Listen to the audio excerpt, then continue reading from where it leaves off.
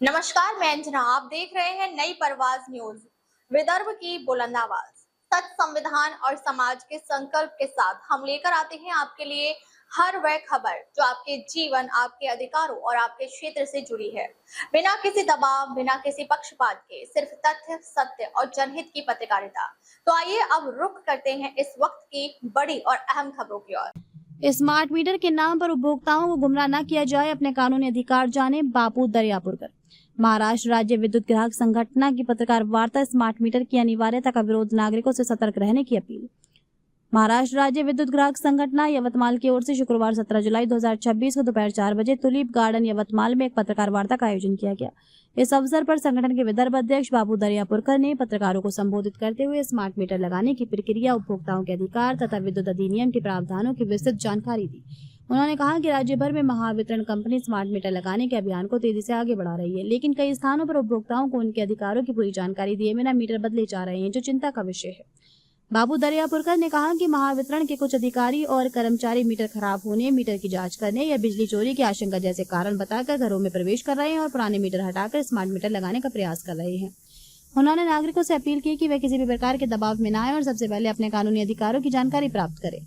उन्होंने बताया कि विद्युत अधिनियम 2003 की धारा 163 के अनुसार बिजली वितरण कंपनी अथवा उसके अधिकृत अधिकारी किसी भी उपभोक्ता के परिसर में प्रवेश करने से कम 24 घंटे पूर्व लिखित सूचना देना अनिवार्य है।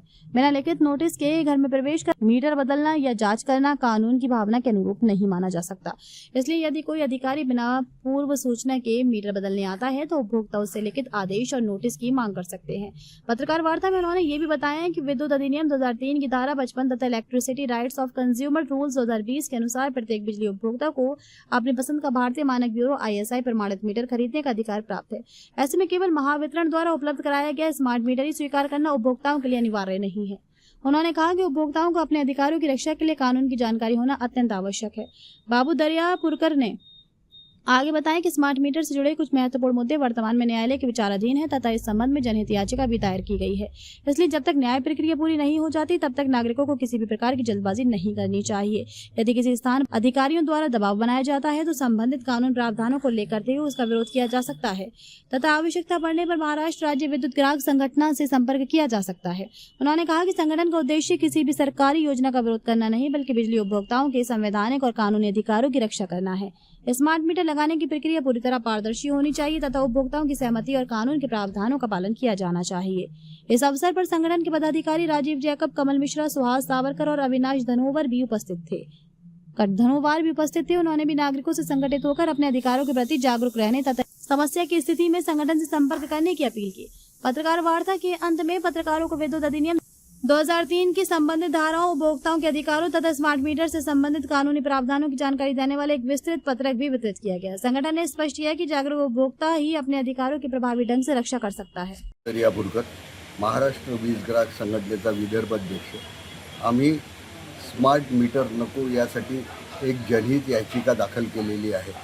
त्या जनहित याचिकेला डावलून वितरण कंपनी आता सध्या ज्यांच्या इथे 5,000पेक्षा जास्त रुपयाचं बिल असेल त्यांच्याकडे आणि फॉल्टी मीटर्स असतील ते फॉल्टी मीटर्स काढून त्या ठिकाणी स्मार्ट मीटर लावण्यात यांचा प्रघात सुरू आहे। तरी सर्व जनतेने कलम 55 नुसार मीटर निवडीचा अधिकार हा ग्राहकांचा असतो असं त्यांना सांगून वापस पाठवावं आणि कलम 163/2 यानुसार कमीत कमी 24 तासाची नोटीस तुम्हाला वितरण कंपनी मार्फत लेखी नोटीस दिल्यानंतरच ते तुमच्या प्रिमायसेसमध्ये येऊ शकतात। त्यामुळे सर्व ग्राहकांनी याला विरोध करावा आणि या 2 कलमा त्यांना सांगावे। फिलहाल के लिए बस इतना ही। मैं अंजना आपसे लेती हूँ इजाजत। देखते रहिए नई परवाज न्यूज, विदर्भ की बुलंद आवाज, सच, संविधान और समाज के साथ। जय हिंद।